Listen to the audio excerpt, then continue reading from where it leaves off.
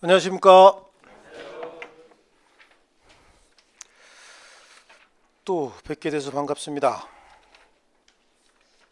어디 할 차례입니까? 161페이지 한번 펴보세요. 기간이라고 하는 건요, 기간은 어떤 시점에서 또 다른 시점까지의 시간의 연속을 기간이라고 합니다. 시간이 연속된 걸요. 이 시간의 연속은 조금 짧으면 시, 분, 초 단위로 끊을 수도 있어요. 이게 조금 더 길어지면 요거보다 좀 길다는 얘기입니다. 일, 주, 월, 연 이렇게 구분할 수 있습니다. 이걸 계산해 내야 되는 거고요.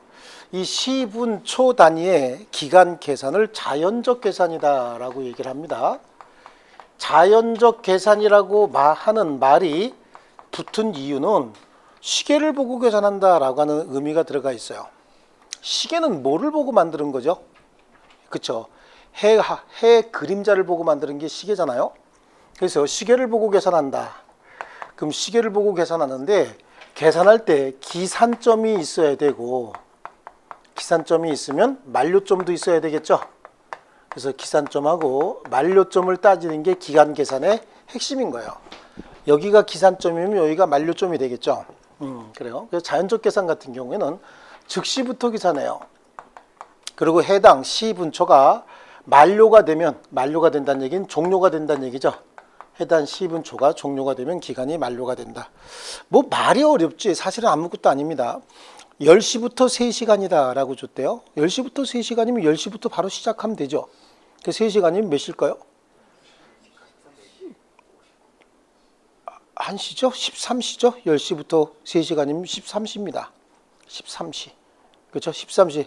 그러니까 10시부터 시작해서 13시가 딱 되면 기간이 만료가 되죠. 네, 자, 좋습니다. 뭐 비교적 쉽습니다. 말이 왜 이러죠? 쉽습니다. 그죠? 시계 보고 계산하면 돼요. 시계 없으면 어떡합니까? 손가락 가지고 하면 되죠. 이거 굉장히 간단한데요. 기간을 일주, 월, 연으로 줬다라고 할 때는요, 일이라고 하는 거, 하루는 시간으로 따지면 몇 시간이 들어가요? 24시간 들어가죠. 주는 이걸 시간으로 따지면 안 되죠. 7일이죠.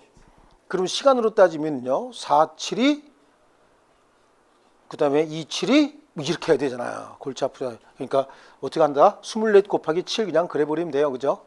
그 다음에 월은 30일 내지 31일, 어떤 경우에 28일, 29일 이렇게 들어가겠죠. 연은 365일 내지는 366일, 주로 따지면 53주 정도, 월로 따지면 12월, 뭐 이런 정도요. 쓸데없는 거 외우고 있죠? 그래요. 선생하다 보니까 쓸데없는 것도 가끔 외우고 있어야 되긴 하더라고요. 그래요. 근데 이거 시간으로 어떻게 따지죠? 하루 24시간도 그런데 일주일만 해도 조금 아까 몇 시간이죠? 예? 168시간이죠. 168시간인가? 188시간인가요? 27, 24, 47, 20, 168시간 맞죠? 아이, 14, 168시간이요. 순간 암산 잘해요. 암기해 놓은 것도 있고. 그렇습니다. 이거 어떻게 계산을 하고 앉았냐고. 그러니까 이거는 시간으로 따지지 말고 뭘로 하자고요? 달력을 보고 따지자고요. 그래서 이걸 뭐라 그래요? 역법적 계산이다 라고 얘기를 해요. 역할 때 여기 뭐예요? 달력 얘기하는 거예요. 그럼 여기서 뭐 하나 힌트를 이제 가져가는 거예요. 달력에 시간 나와 있어요, 안 나왔어요? 그러니까 여기는 시간 따지지 말라는 얘기예요. 그냥 한 단위만 치자. 그 대신 하루를 얘기하려면 24시간이 찼을 때만 하루를 얘기하자는 얘기예요. 그러면 오늘부터 3일 그랬어요. 오늘부터 3일. 그럼 달력 보고 계산해야 되잖아요. 오늘 달력에 며칠로 나와 있어요? 10월 5일? 맞아요? 네. 날짜가 뭔지도 모르는 분이 있어요. 근데 오늘부터라고 하는 순간 10월 5일은 24시간 못 집어넣잖아요. 그러니까 달력을 보고 계산할 때 이거는 하루로 칠 수 있어요, 없어요? 없잖아요. 그럼 언제부터 계산해야 되는 거예요? 6일부터 계산해야 된다고. 그러면 기산점을 어떻게 따지느냐라고 할 때 이걸 그냥 포괄하기 위해서 원칙이 어떻게 한다? 원칙이 초일, 첫날을 산입하지 않는다. 초일을 산입하지 않는다. 이 초일 불산입인 거예요. 그럼 오늘 산입하지 않으면 내일부터는 0시부터 계산할 수 있잖아요. 그렇죠? 그럼 10월 6일이 기산일이 되는 거예요. 그럼 3일이면 6, 7, 8이죠. 근데 8일 또 몇 시에 끝나야 되는 거예요, 이거? 24시간 집어넣으려면 24시가 돼야 되는 거죠. 그래서 오늘부터 3일간 그러면 6, 7, 8 그래서 28일 24시까지고 오늘부터 3일 후 그러면 어떻게 되는 거예요? 9일 0시가 되는 거예요. 근데 이걸 막 섞어서 시험에 내버려요. 두 개를 섞어가지고 오늘부터 3일간 그러면 8일 24시로 답을 넣는 경우도 있고 9일 0시로 답을 넣는 경우도 있고요. 오늘부터 3일 후 그러면 9일 0시가 돼야 되는 게 원칙이에요. 이건 이제 무건의 약속이거든요. 근데 시험 목적상 이날을 답으로 넣는 경우도 있습니다. 그건 좀 조금 신경 쓰시면 되는 거고요. 그런데 예외적으로 초일을 산입하는 경우가 있어요. 두 가지 경우예요. 자, 기산일이 0시부터 기산할 수 있을 때 오늘이 10월 5일이라고 했잖아요. 오늘부터 3일간 그러면 오늘 들어갈 수가 없어요. 근데 오늘부터라고 안 그러고 10월 5일부터 3일간이라고 그냥 그랬다는 거예요. 그럼 오늘이 아니라 10월 5일은 달력에 있는 10월 5일 그걸 얘기하는 거잖아요. 그럼 달력에 있는 10월 5일은 0시부터 계산하는데 아무 문제 안 되죠. 오늘인데요. 그러면 10월 4일부터는 지나갔으니까 그럼 계산 못 하겠네. 7월 5일부터 이런 거는. 이런 거 그냥 객관적으로 달력 보고 계산할 수 있는 건 0시부터 계산할 수 있다라고 해서 이건 포함하는 거예요. 0시부터 계산할 땐 포함하는 거고 연령 계산 시에는 출생일을 포함합니다. 그래서 초일을 산입한다라고 하는 겁니다. 연령 계산 시. 자, 그러면 이제 한번 또 이것도 해봐야 되겠죠. 1990년 12월 31일 12월 31일 할까? 그냥 1월 1일로 해야 되겠다. 그죠? 1월 1일 23시에 태어난 애가 있어요. 얘가 성년이 되는 날이 언제냐라고 하는 겁니다. 어제 기가 막힌 얘기를 들었어요. 성년이 되는 날이 언제입니까? 라고 했더니 몇 살이 성년이죠? 이렇게 얘기를 하는 거예요. 몇 살이 성년이죠? 19세인가요? 그러면 19세가 돼야 되죠? 그럼 만 19세가 되는 날 따져야 되는 거예요. 그럼 1월 1일 들어간 거예요? 안 들어간 거예요? 들어가야 되죠? 그럼 이날부터 계산하는 겁니다. 자, 이렇게 되면은 1월 1일이 시작이니까 12월 31일이 말일이 되겠죠? 그럼 말일부터 따지는 거예요. 마지막 날. 마지막 날은 요 날의 전날이 마지막 날이 되면 돼요. 날짜로. 그럼 요 날의 전날은 일단은 31일이고 12월 31일이 되겠네. 그죠? 요 날의 전날. 맞나요? 네, 맞나. 그 다음에 여기다가 그럼 얼마 더 하면 되는 거죠? 19 더 하면 되는 거죠. 그럼 2009년 12월 31일이 24시까지가 되면 어떻게 되는 거죠? 만 19세가 되죠? 그러니까 요 날 성년이 되는 거예요. 요거하고 같은 날은 어떻게 되는 거예요, 이제? 요거하고 같은 날. 2010년 1월 1일 0시도 같은 날이 되죠? 맞습니까? 좋습니다. 그래서 이렇게 따져서 헷갈리게 한다. 그래서 연령 계산할 때는 주로 1월 1일을 많이 집어넣어요. 그래야 이렇게 집어넣을 수 있거든요. 헷갈리게 여러분. 그래요. 시험의 목적이 뭡니까? 아는 걸 물어보는 거야? 헷갈리게 하는 거야? 그렇지 않아요. 원래 아는 거 물어보는 거야. 근데 얘들이 이게 잘못돼 갖고 아느냐 모르냐를 물어보는 게 아니라 아주 헷갈리게 해서 골탕을 먹이려고 하는 거예요. 이게 이제 목적이 전치된다고 얘기하거든요. 이게 지금 점점 모르겠어요. 저희들 이렇게 대학 다닐 때 교수님들은 굉장히 좀 훌륭하셨고 인품도 그랬어요. 그래서 아느냐 모르냐를 따져야지 헷갈리게 하는 건 야비한 짓이고 교수가 할 짓이 아니다. 그런데 요즘은 더 이상 얘기하면 안 되죠? 자, 좋습니다. 그러면 일주 월 연으로 따졌을 때 만료점은 어떻게 되느냐? 해당 일주 월 연의 말일, 마지막 날이잖아요. 여기서 다 했습니다. 말일이 어떻게 함으로써 종료됨으로써 기간은 만료된다라고 하는데 말일이 종료된다는 얘기는 몇 시가 된다는 얘기죠? 24시가 된다라고 하는 거예요. 그런데 이 말일 따지는 것 중에 하나가 더 있어요. 또 기간을 주, 월, 연으로 주어졌을 때, 기간을 주, 월 단위로만 연 단위로만 주어졌을 때요. 그럼 일주일 단위로 주어졌다 그런 얘기잖아요. 그러면 하나, 둘, 셋, 넷, 뭐 5주가 있을 때도 있고 4주까지만 있을 때도 있고 그렇죠. 한 달이. 여기에 한 주의 시작은 이제 일요일부터 시작해서 토요일까지가 한 주라고 한번 가정을 하고요. 기간의 단위를 주, 월, 연으로만 주어졌을 때 해당 주, 월, 연에 처음부터 계산할 때는 해당 주, 월, 연에 처음부터 계산할 때는 해당 주, 월, 연에 말일로서 기간은 만료하는 거야. 이거 좀 어려운 말 했어요. 그러니까 오늘이 지금 토요일이죠. 그렇죠? 다음 주부터 1주간이라고 얘기하면 다음 주가 어떻게 되는 거죠? 오늘 토요일이니까 다음 주는 여기죠? 여기서 1주간 그러면 어떻게 되는 거야? 토요일 해당 주, 월, 연의 말일로서 기간은 만료하는 거죠. 그러니까 이 주의 말일로서. 근데 이렇게 기간의 말일이 토요일 또는 공휴일에 해당할 때는 그 이길 다음 날로서 만료가 되는 거예요. 그럼 다음 날이면 여기 일요일이죠.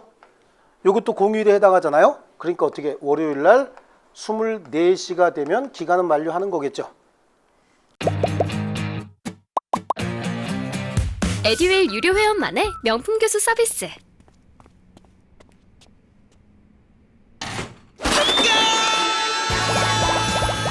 합격이 쉬워지는 명품 교수님 혜택. 오직 에듀윌 유료 회원에게만. 에듀윌.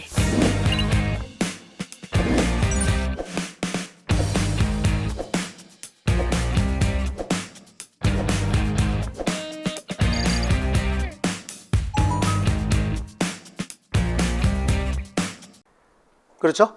이렇게 되는 겁니다. 이거 가지고 자꾸만 이렇게 떠드시는 분들이 있어요. 선생님들도 있는데 뭐 월요일부터 기간을 계산해야 된다라고 하는데 월요일부터 계산하든 일요일부터 계산하든 결론은 똑같아요. 그리고 달력을 보고 계산한다는 얘기는 달력에 표시된 거 보고 계산하는 얘기예요. 그래야 논쟁이 없어요. 한 주의 시작이 그게 뭐 월요일입니다. 이건 업무 시작을 얘기하는 거고 달력 시작은 어떻게 돼 있어요? 그렇죠. 일요일이죠.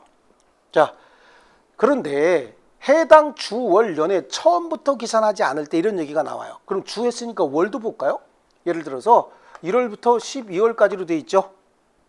1월부터 12월까지로 이렇게 돼 있죠. 네. 그러면 자 1월 한 달간 그러면 1월 1일부터 언제까지요? 1월 31일 24시까지죠.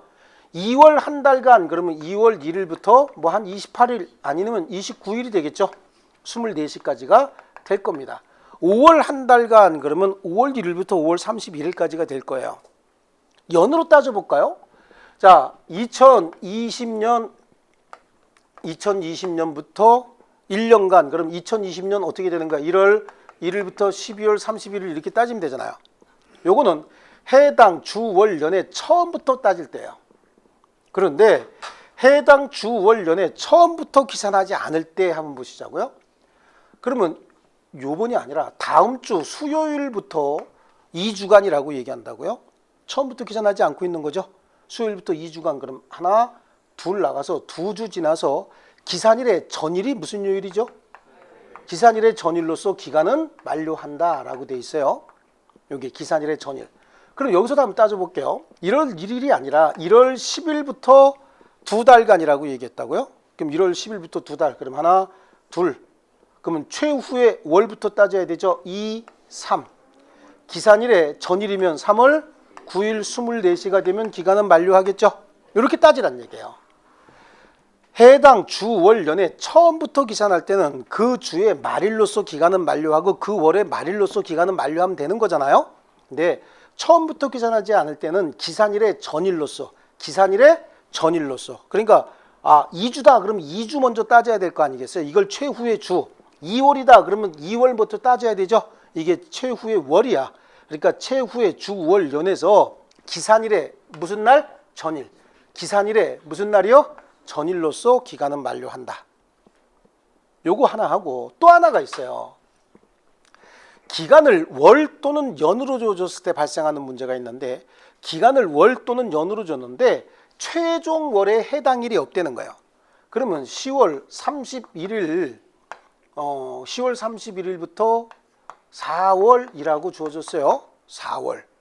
그럼 처음부터 계산하지 않고 4월이니까 그럼 여기서 하나, 둘, 셋, 네 개 가서 11, 12, 1, 2 이렇게 하면 되지 않겠어요? 그 다음에 기산일의 전일이면 어떻게 되는 거예요?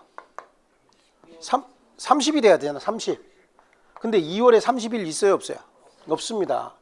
기간을 월 또는 연으로만 주어졌을 때 최종 월에 해당 일이 있어요? 없어요? 없어요. 그러면 해당 월의 말일로서 기간은 만료한다. 그럼 말일은 28일이 될 수도 있고 29일이 될 수도 있겠죠? 맞습니까? 그래요. 그래서 28일, 29일로서 기간은 만료한다. 뭐 이거 기간 계산 다 해요. 그래요. 기간의 말일이 공휴일 또는 토요일에 토요일 또는 공휴일에 해당할 때는 그 이 길로서 만료한다. 이거 하나 더 추가하면 되는 거고요. 하나 더 있죠, 이제. 기간의 역사냐? 기간을 거꾸로 계산하는 거예요. 기간을 거꾸로 계산할 필요가 있는 게 예를 들어서 오늘부터 5일 전 뭐 이렇게 해서 계산할 수도 있잖아요. 그 오늘부터 5일 전이다. 그럼 오늘 들어가요, 안 들어가요? 오늘 안 들어가지. 24시간 하루가 안 되니까. 근데 이게 뭐 오늘부터 이런 얘기는 안 하고요. 혹시 7월 18일 날 번호도 뭐 이런 걸 하냐? 발음도 안 좋게. 7월 15일 날 17시에 입주자 대표 회의를 소집하고자 한다. 근데 우리 민법에 사단법인의 사원청의 소집은 일주간 전에 회의 목적 사항을 제시한 소집 통지를 발송하도록 돼 있어요. 그럼 여기도 일주간 전에 발송해야 되겠죠? 일주간 전에 이것도 그대로 준용하는 거예요. 그럼 일주간 전에 발송한다라고 하면 7월 15일 날 회의 소집하려고 하면 일주일 전에 회의 소집 통지를 보내야 되잖아요. 그럼 그 일주일 전에 보내면 언제까지 보내야 되느냐 그걸 따지는 거예요. 일주일이 며칠이죠? 어우, 다 아시네요. 그죠? 네. 여태까지 몰랐던 분은 없었던 것 같아요. 20년 넘게. 그건 다 하셨어요. 그럼 일주간이면 이렇게 해놔야 되잖아요. 그럼 며칠이냐는 얘기예요. 며칠까지 소집 통지를 발송해야 되느냐. 여기서부터 따져요. 여기서부터 따져요. 여기 14일부터 따져야 돼요. 왜? 여기 하루가 안 들어가니까? 왜 하루가 안 들어가죠? 그렇지. 17시간밖에 안 들어가잖아요.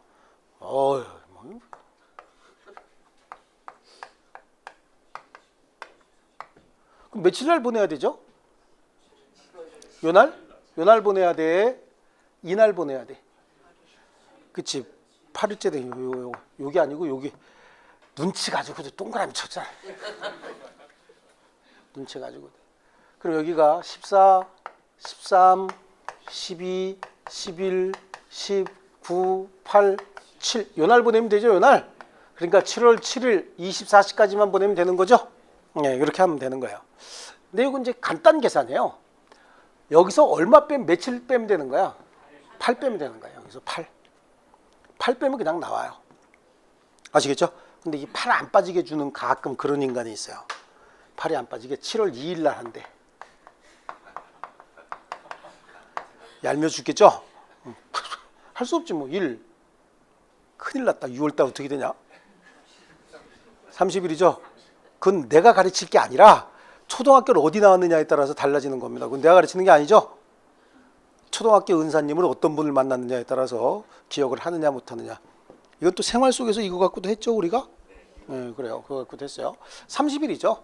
6월 30, 29, 28 이렇게 27, 26, 25, 24 맞나요?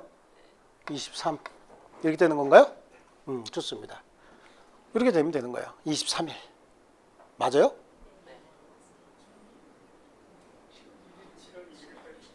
그렇지. 뭘 맞아. 맞기는 계산이 안 되는데 지금. 그래요. 7월 1일부터 해야지. 굉장히 많은 사람이 맞았다고 얘기를 하고 있었잖아요. 그래서 30, 29 이것도 칸 잘못 맞히면 큰일 나요. 28, 27, 26, 25, 24가 되면 되겠죠? 그럼 24가 되면 돼. 근데 이것도 이제 간단하게 계산하는 방법이 있어요. 전달이 며칠일짜리야? 30일. 그럼 30에다가 2 더하면 32. 거기서 얼마 빼버려요? 8 빼버리는 거예요. 아시겠죠? 지들이 이렇게 내면 우린 또 방법을 찾는다 그런 얘기죠. 이건 8 빠지니까 그냥 빼면 되죠. 이건 8 안 빠지니까 전달 더하면 되는 거야. 더해서 32일 되잖아요. 그러면 거기서 얼마 빼면 돼요? 8 빼면 그래. 32에서 8은 잘 안 빠지죠. 32에서 8 안 빠져? 그건 또 내 책임은 아니죠. 초등학교 은사님이 누구냐에 따라서 많이 달라지는 거죠. 그래요. 어떤 분이 그러더라고요. 자기는 어려서부터 천재였대요. 천재였는데 성적이 별로 안 좋으니까 어머니가 걱정을 많이 했는데 어느 날 100점을 맞아왔대죠. 집안에 경사가 나서 난리가 났다는 거야. 근데 이 100점의 비밀이 뭐냐? IQ 테스트였대죠. 아직도 뭔 소리인지 모르면 좀 더 생각하시고요. 자, 우리 161페이지에 기간 계산 지금 다 했습니다. 예, 여기 우리 기본 여기 책에 있는 것보다 훨씬 더 많이 했습니다. 자, 이런 정도로 하고 뭐 이거 여기서 지금 해서 뭔가 계산 좀 해내야 되겠다 그럴 필요 없어요. 그죠? 지금까지는 회계 원리 분계보다 더 어렵죠? 이 계산이? 예, 근데 실제 가면 분계보다 훨씬 더 쉬울 거예요.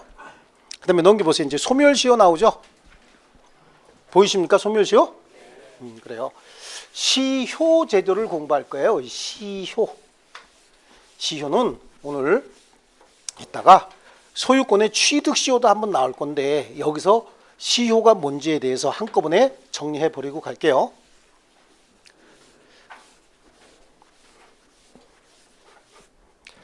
자, 시효. 시효는 이거 왜 이러냐? 시효는 시간이 경과되니까 일정한 법률 효과가 생겼다를 줄여서 시효라고 해요. 시간이 경과되니까 뭐가 생겼다고요? 법률 효과가 생겼다. 시효. 시간이 경과돼서 법률 효과가 생겼대. 법률 효과가 뭔데요? 배웠잖아요. 여태까지. 법률 효과가 뭐죠? 권리의 발생, 변경, 소멸, 권리 변동을 법률 효과라고 했잖아요. 다시 해야 되겠다. 다시요.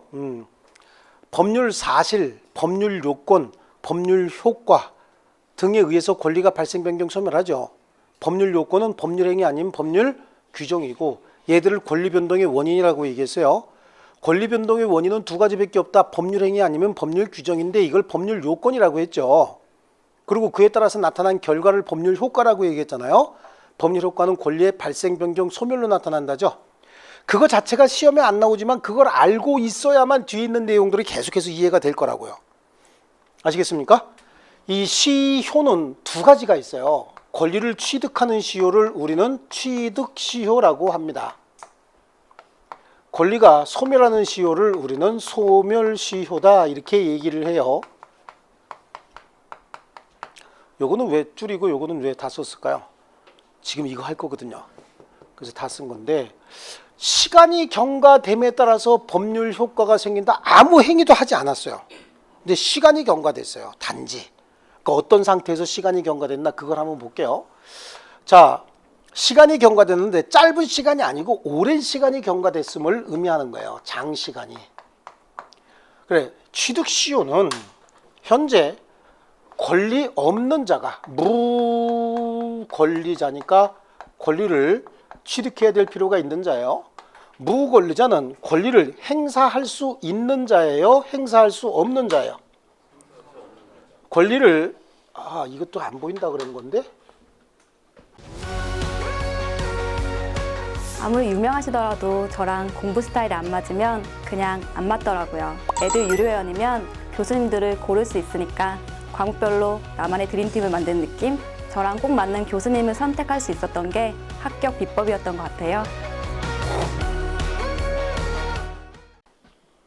필기를 해놓으면 잘 안 보인다는 건데 이건. 자, 권리를 행사할 수 없는 자가 권리를 오랜 기간 동안 계속해서 행사하고 있다는 얘기예요. 그럼 진정한 권리가 있을 것이다 라고 하는 전제하에 권리를 취득할 수 있도록 해주겠다. 그걸 시간이 경과됨에 따라서 생긴 법률 효과는 결국은 권리를 취득하는 효과다라고 해서 취득시효라고 부른 거예요. 그럼 소멸시효는 반대 개념이겠죠. 소멸시효는요. 현재 겉으로는 권리가 있는 것 같은 자가, 권리자가 권리자는 어떤 자예요? 권리를 행사할 수 있는 자죠. 권리를 행사할 수 있음에도 불구하고 권리를 행사하지 않는 상태가 장기간 동안 계속이 되죠. 그럼 그 권리를 소멸시켜 버리겠다라고 하는 거예요. 자, 적극적으로 권리를 행사할 수 있는 상태에서 권리를 행사하지 않고 오랫동안 방치한다는 얘기는 자기에게 권리가 없기 때문에 그럴 거예요. 내가 내 친구에게 차를 팔았어요. 내 친구가 타고 다니겠죠. 근데 내 친구가 명의는 그냥 내 이름으로 해두고 보험도 그냥 내 이름으로 가입하고 있어요. 그럼 그거 내 거라고 해서 내가 또 팔아먹을 수 있나요? 몇 년이 지나도록 못 파나요? 친구하고 합의가 됐다니까. 근데 그 친구가 좀 너무 비극적인데 교통사고로 죽었대요. 그럼 내가 다시 찾아옵니까 그 차? 그 아들에게 줘야 되죠. 아들은 그 차가 누구 이름으로 된지도 모르고 타고 다닌대요. 그렇다고 해서 내 거라고 다시 주장할 수 있어요 없어요? 없어요. 이제 나이 먹으면 누구나 다 죽죠. 그래서 이제 나도 죽었다고. 그럼 이제 우리 애들도 그 차가 누구 차인지 모르잖아요. 그죠? 하지만 명의가 누구 명의로 돼 있어? 내 명의로 돼 있다 라고 하면 서로 분쟁이 생기지 않겠어요? 근데 이게 분쟁이 생기면 판사들이 판단하는 거야. 굉장히 오랜 기간 동안 권리자라고 표시되어 있는 자가 권리를 행사하지 않았고 또 권리자가 아닌 자는 권리자라고 표시되어 있는 자의 간섭도 없이 오랜 기간 동안 권리를 계속해서 행사하고 있었다는 거예요. 그럼 아마 진정한 권리는 명의자에게 있을 것이다. 타고 다니는 놈에게 있을 것이다. 그렇죠. 진정한 권리는 걔한테 있을 것이다 라고 해서 걔한테 권리를 취득할 수 있도록 해주는 제도 있잖아요. 이런 것들이야. 자동차라고 해서 등기 등록을 공시방법을 한다라고 하니까 조금 비합리적이지만 개념이 그렇다는 얘기예요.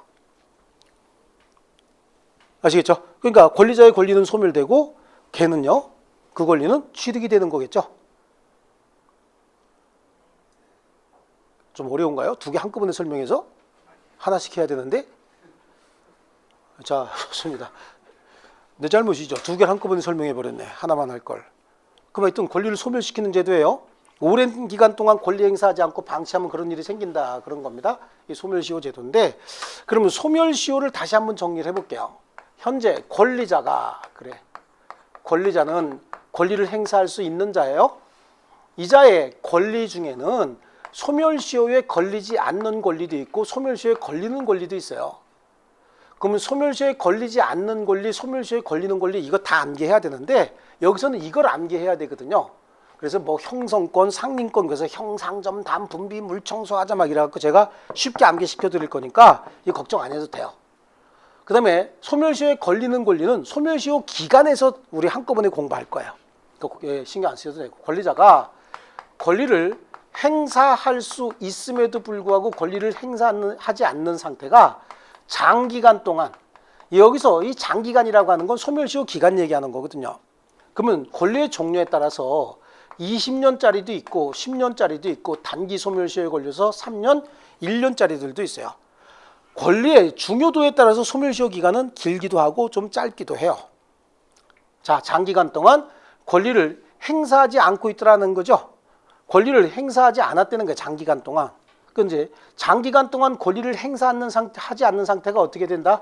계속돼야 된다. 이 계속돼야 된다는 얘기는 권리를 행사하지 않는 상태가 중단되거나 정지됨이 없이 계속되면은 권리를 어떻게 해버리겠다고요? 소멸시켜버리겠다라고 하는 게 소멸시효 제도인 거예요.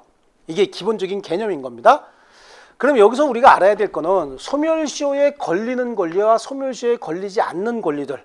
그럼 모든 권리가 다 소멸시효에 걸린다. 그건 아니잖아요. 소멸시효에 걸리지 않는 권리들도 있을 수 있죠.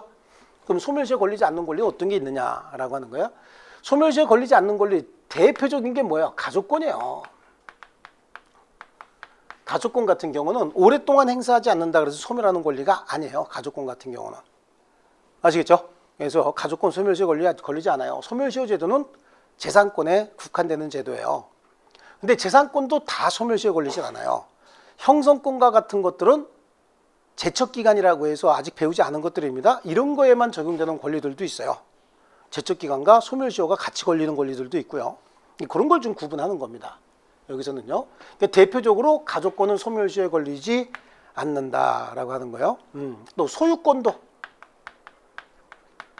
소유권도 조금 이따 배울 거지만 항구 불변의 권리예요.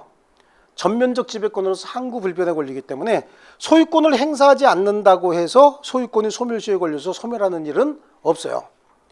다만 누군가가 권리를 취득해버리면 그자가 권리를 취득할 수 있도록 하기 위해서 여기 소유권을 소멸시키는 제도는 있을지 모르겠지만 단순히 누군가가 권리도 행사하지 않았고 내 물건이 여기 있는데 내 물건 여기다 놔두고 내가 권리를 행사하지 않고 방치했다 그래서 여기에 대한 소유권이 소멸하는 건 아니에요. 다만 누군가가 이 물건을 취득 시효를 완성시켜서 취득을 시키잖아요. 그럼 그 사람의 소유권을 인정하기 위해서 기존에 있던 소유권을 소멸시키는 경우는 있어요. 그건 시효로서 소멸하는 게 아니야. 일물일권주의 원칙상 하나의 물건 외에 소유권이 두 개가 있을 수 없기 때문에 전 소유권을 소멸시키는 거예요. 시효로 소멸했다고 보지 않습니다. 그러니까 소유권과 관련된 여러 가지 권리들도 다 소멸시효에 걸리지 않습니다. 그러니까 대표적으로 요거 두 개 정도 이렇게 보시면 되고요. 조금 이따 이제 우리 형성권이라고 하는 거 배울 텐데 형성권 표의자가 일방적인 의사 표시에 의해서 법률 관계를 형성시키는 권리다라고 해서 이걸 가능권이라고도 하고 또 일방적 의사 표시에 의한다 그래서 대체적으로 단독 행위가 그렇다라고도 해요. 근데 이건 언제나 제척기간 대상이다라고 얘기를 해요. 제척기간 대상. 그래서 이거는 몇 개 암기해야 됩니다. 지금 적지 마세요. 이거 형상점 단 분비 물청소 하자 등청해서라고 해서 암기시켜야 되는데 그렇게 해서 암기하는 게 나아요. 지금 이거 뭐 다음 주에 오면 완전히 깨끗해집니다. 제가 장담합니다. 자, 그다음에 권리를 행사할 수 있음에도 불구하고 권리를 행사하지 않는다. 자, 갑이 채권자, 권리자라고 하고 을이 채무자라고 할게요. 권리를 행사할 수 있는 그날 권리를 행사하지 않으면 이날부터 소멸시효가 이제 시작이 되는 거예요. 그래서 정해진 기간이 지나잖아요. 그러면 소멸시효가 완성한다라고 얘기를 하는 거예요. 요 날이 권리를 행사할 수 있도록 된 날 있죠.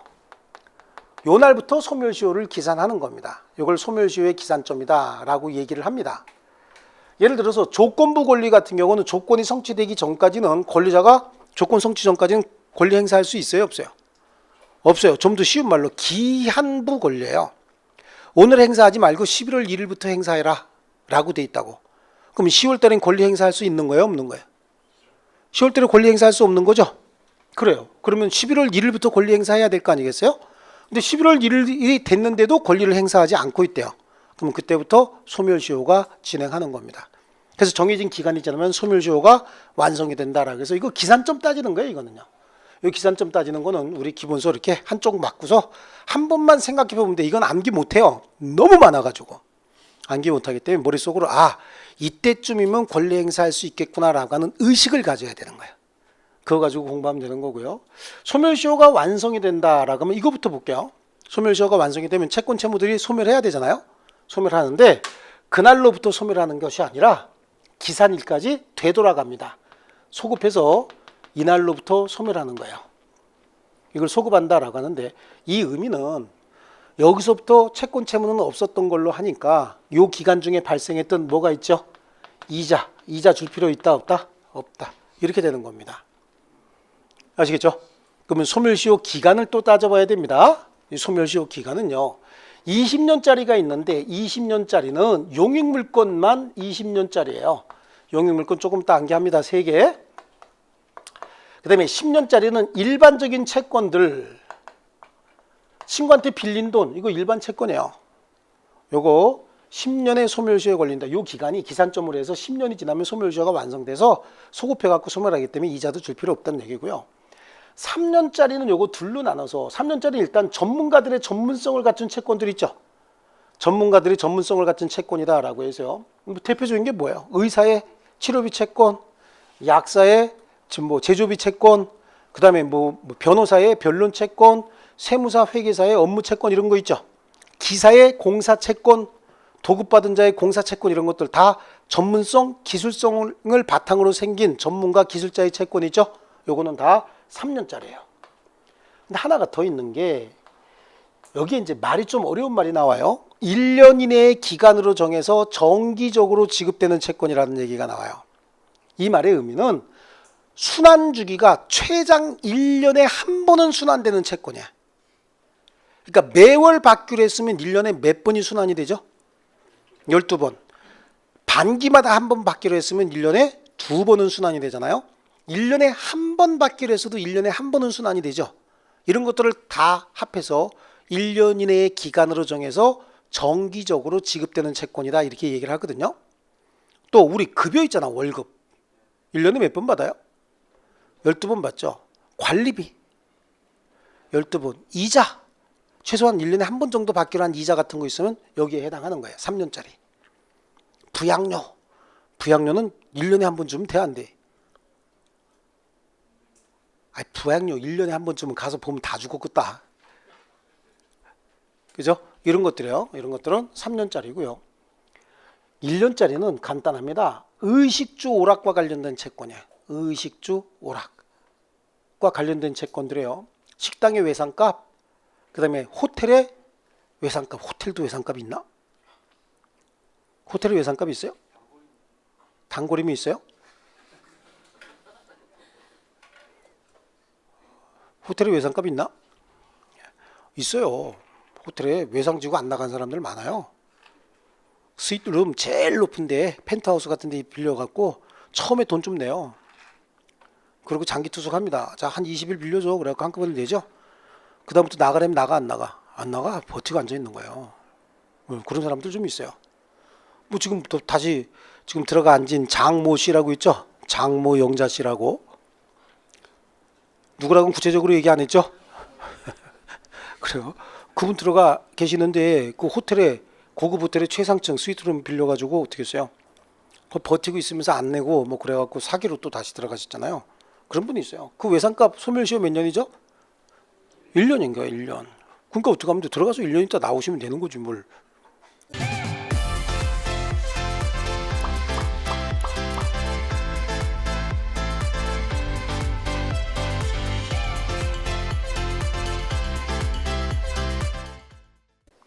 깔끔하죠.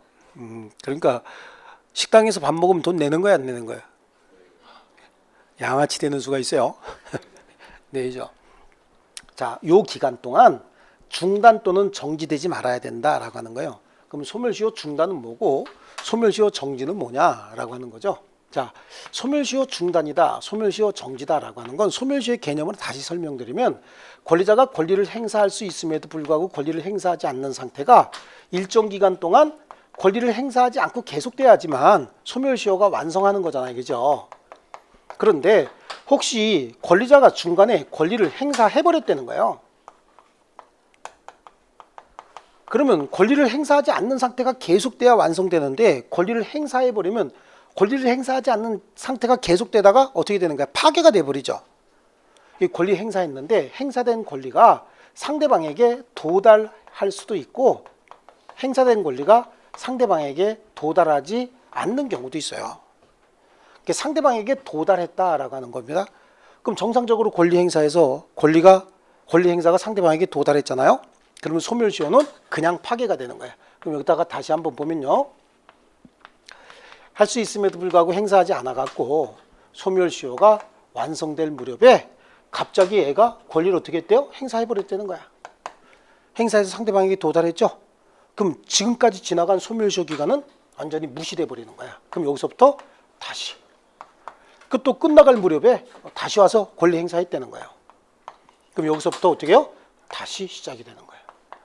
이거는 계속해서 이렇게 할 수도 있어요. 이런 사람들 많아요. 채무자가 분명히 돈이 있을 것 같아서 돈 빼돌려 놓고 안 갖고 있잖아요.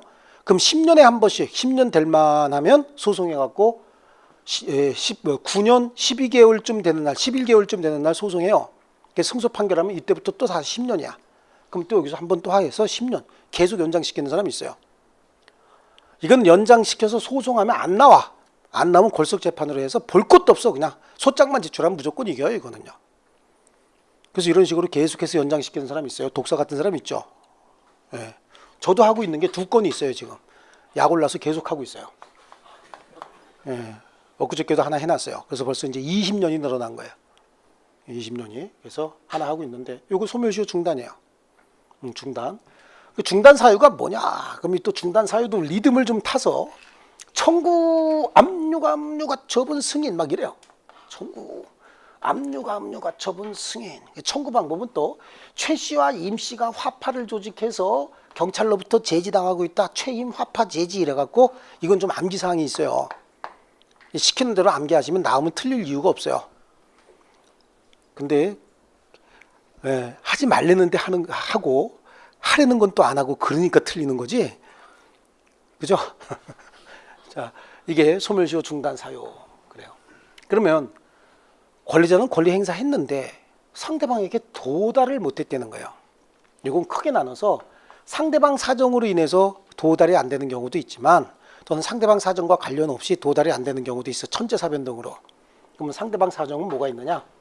3개 정도가 있어요. 자, 권리자는 적극적으로 권리 행사했는데 상대방이 제한 능력자인 상태라는 거예요. 제한 능력자의 의사표시 전달돼 봐야 얘가 능력자가 될 때까지 기다려야 되는 거예요. 능력자가 되거나 아니면 각종 법정 대리인들이 선임이 되면 권리 행사할 수 있는 상태가 되죠. 그럼 이 시점에서 6개월 정도를 더 주는 거예요. 그럼 6개월 이내에 다시 권리 행사해버리면 소멸시효 중단시켜버릴 수 있죠. 이렇게요. 이렇게 가라고 유예기간을 더 주는 거예요. 또 하나는 채권자와 채무자가 뭐가 됐대요? 부부가 됐다는 거야. 돈 받으러 가서 가슴이 울렸죠? 가슴이 울려갖고 어떻게 된 거예요? 부부가 된 거예요. 그럼 부부관계가 어떻게 될 때까지?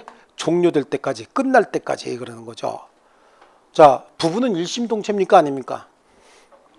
무슨 말도 안 되는 그런 수작을 하냐고 어떤 분이. 그게 언제적 얘기를 지금 하고 앉았냐고 그래갖고 어저께 좀 핍박을 좀 많이 당했습니다. 그런 소리 하지 말라고. 그래요.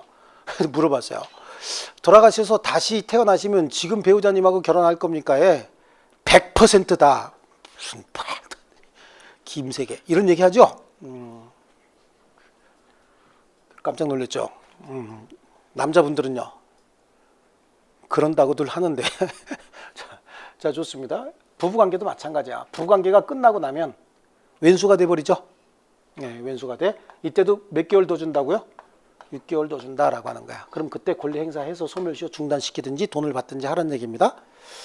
자, 또 하나는요. 채무자가 사망해버렸다는 거야. 채무자가 사망하게 되면 사망 후에 상속인이 결정이 되잖아요. 아니면 상속을 안 받고 한정승인 받을 수도 있어요. 이 한정승인이라고 하는 건 사망자의 남긴 재산이 10억이에요. 근데 채무는 50억이더라 그런 거야. 그럼 상속 받는 순간 뭐가 돼버려요? 40억의 거지가 돼버리죠. 그럼 이건 상속 받을 이유가 없잖아요. 이걸 한정승인을 한다라고 하면 재산을 승계받은 범위 내에서 채무도 승계하겠다. 그럼 나머지는 안 주겠다는 거예요. 결국은 사망자에 대한 파산 절차인 거예요. 이게 사망. 우리 살아있는 사람이 재산이 10억이고 줄 돈이 50억이다. 그래서 파산이 되면 채권자들 불러서 10억 가지고 다 나눠주고 그냥 만세 부르고 마는 거잖아요. 그래서 한정승인이라고 하는 건 사망자에 대한 파산 절차이기 때문에 상속인이 확정되든지 아니면 파산 절차가 끝난 날로부터 몇 개월 더 주는 거죠? 6개월 더 주는 거예요. 그럼 이 기간 중에 상속인에게 또는 배당 요구한다든지 상속인에게 변제 청구한다든지 이렇게 할 수 있는 기간을 6개월 더 주는 거예요. 하나는 천재사변이 생겼다는 거예요. 천사님이 내려오셔서 물을 잔뜩 뿌려놔서 물이 이만큼 찬대요. 여기에 배 타고 들어가서 돈 주세요. 그럼 배 뒤집어 버리겠죠? 그 언제까지 물 빠질 때까지 기다리라고. 물 빠질 때까지 기다리면 한 달 더 줍니다. 한 달 이거는. 이건 전부 인적인 요소잖아요. 그러니까 정리기간이 금방이지만 이거는 물적인 요소이기 때문에 정리기간이 그다지 길지 않은 거예요. 그래서 이건 몇 개월 더 준다? 한 달. 한 달 이내에 권리 행사할 수 있는 기간을 더 준다. 그럼 다시 한번 정리하면 이거는 소멸시효 기간이 갱신되고 있죠. 새로이 소멸시효가 진행이 되니까 이걸 갱신이라고 하는 거예요. 요거는 소멸시효 기간이 어떻게 되는 거죠? 네, 연장이 되고 있잖아요. 아시겠죠? 상태 완료돼서 다시 정상적으로 권리 행사할 수 있는 기간을 6개월 내지 한 달 더 준다 그런 얘기죠. 이걸 소멸시효 정지다. 이렇게 중단, 정지 없이 소멸시효가 완성이 되죠. 그럼 채권 채무는 어떻게 되는 거죠? 소멸하는 거예요. 채권 채무 소멸하는데 기산일로 소급한다는 얘기는 이자 줄 필요 있다 없다? 없다라고 하는 거예요. 그런데 소멸시효가 완성이 됐으면 채무자가 할 수 있는 일은 둘 중에 하나예요. 어떻게 해요? 못 줘. 할 수도 있죠. 하지만 줄게 할 수도 있잖아요. 그래, 요거는 당사자가 주장을 해야 되는 거야. 소멸시효가 완성이 됐어도 난 양심껏 줄래 라고 하면 주는 겁니다. 이거는. 그렇죠? 그 다음에 못 줘라고 하면요, 나는 왜 못 준다라고 하는 걸 소송을 통해서 입증을 해야 되는 거예요. 이걸 뭐라고 얘기하냐면 변론주의다라고 얘기하는 거예요. 그 소멸시효가 완성이 돼서 채권자가 채무자에게 소멸시효가 완성이 되는데 요 무렵에 돈을 좀 주지라고 얘기하면 을이 뭐라고 얘기하는 거야? 알았어, 줄게. 그리고 주면 되는 거죠. 그러면 소멸시효 이익을 포기했다라고 얘기를 하는 거예요. 그럼 다시 채권자의 권리가 줄게라고 하는 순간 다시 권리가 생겨요. 소멸시효가 다시 진행되는 거예요. 그런데 못 줘라고 하면 왜 못 줘? 왜? 10년 지났잖아. 그럼 얘가 10년이 지났다는 걸 못 줘라고 하는 애가 입증을 해야 된다고. 판사가 지가 직접 판단해 줘요, 안 해줘요? 안 해주거든요. 줄지 안 줄지, 못 주면 왜 주는지는 다 누가 입증해야 돼요? 채무자가 입증하는 거야. 이걸 뭐라고 얘기해요? 변론주의가 적용이 된다. 모든 사실은 다 권리 주장하는 자가 입증해야지 판사가 직권으로 여기서 따져서 10년이네 이렇게 판단할 수 없다는 겁니다. 아시겠습니까? 이걸 무슨 주의라 그런다고요? 변론주의라고 한다. 자, 우리 책으로 볼게요. 책으로 보면 시효라고 하는 설명이 나오고 취득시효, 소멸시효가 나와요. 그러니까 소멸시효에 걸리는 권리와 걸리지 않는 권리를 쭉 나눠 놓고 있고요. 소멸시효의 기산점은 권리를 행사할 수 있음에도 불구하고 행사하지 않는 때로부터 기산한다 이렇게 돼 있죠.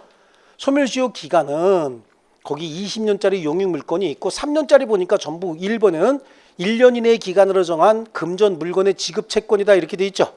요거. 그다음에 두 번째는 전문가 채권이잖아. 전문가의 전문성을 바탕으로 생긴 채권들이죠. 그 밑에 1년짜리 단기 소멸시효에 걸리는 채권 뭐라고 돼 있어요? 의식주 오락과 관련된 채권이라고 이렇게 돼 있죠. 자, 보니까 뭐 1번 같은 경우에 여관, 음식점, 대석, 오락장의 숙박료는 여관, 음식료는 음식점, 대석은 뭐야? 자리 빌린 거, 관람 같은 거 이렇게 하기 위해서 아니면 회의하기 위해서 빌린 거 있잖아요. 이게 대석. 그 다음에 뭐 소비물의 대가 뭐 이런 거고요. 채당금이라고 하는 건 법인이 도산하게 되면 그 법인의 최근 3년분의 최근 3월분의 임금 채권, 최종 3년분에 해당하는 퇴직급여 같은 거 있죠. 이런 것들을 채당금이라고 해요. 그 다음에 의복, 침구, 장구, 어떤 분은 장구 무슨 여기 인스트루먼트, 뮤직 인스트루먼트가 나오냐고 하는데 악기 아니야. 악기 그 장구 아니야. 그럼 뭐 얘기하는 거야? 장신구, 일명 액세서리 얘기하는 거예요. 노역인 연예인의 임금 그래요. 그래, 연예인은 오락이냐 오락인, 공인이 아니라. 아시겠죠? 얘네들. 그 다음에 학생, 수업자의 교육, 그 다음에 의식 유숙에 관한 교주가 누구요? 교장 선생님, 원장 선생님. 숙주는요? 호텔 주인, 숙주. 교사는 앞에 있는 나 같은 사람, 선생. 이런 채권들이죠. 이런 채권들. 아시겠죠? 안 적어도 뒤야. 나중에 보면 다 기억나. 한 번만 들으면. 숙주 처음 들었죠? 무슨 세균도 아니고. 자, 그 다음에 소멸시효 중단정지 나오죠? 네, 중단정지. 중단은 뭐라 그랬어요? 다른 말로 두 글자. 갱신. 갱신. 넘기면 정지는요? 연장. 아시겠죠? 그래서 소멸시효가 완성이 되면 권리는 소급해서 소멸한다라고 하는 말의 의미는 뭐예요? 이자 줄 필요 있다 없다? 없다. 그 다음에 시효이익 나오죠? 시효이익. 시효이익은 시효가 완성됨에 따라서 돈을 안 갚아도 되는 이익이다. 당사자가 뭐 해야 된다? 원용. 원용은 권리를 주장하는 거예요. 재판 과정에서요. 그래서 뭐가 적용이 된다는 얘기요? 변론주의가 적용이 된다. 나와 있죠? 시효이익 포기는요. 자기 주장할 수 있음에도 불구하고 주장하지 못하고 줄게 라고 하는 게 뭐라고요? 시효이익의 포기다. 자, 됐어요. 쉬었다가 우리 물권법 하겠습니다.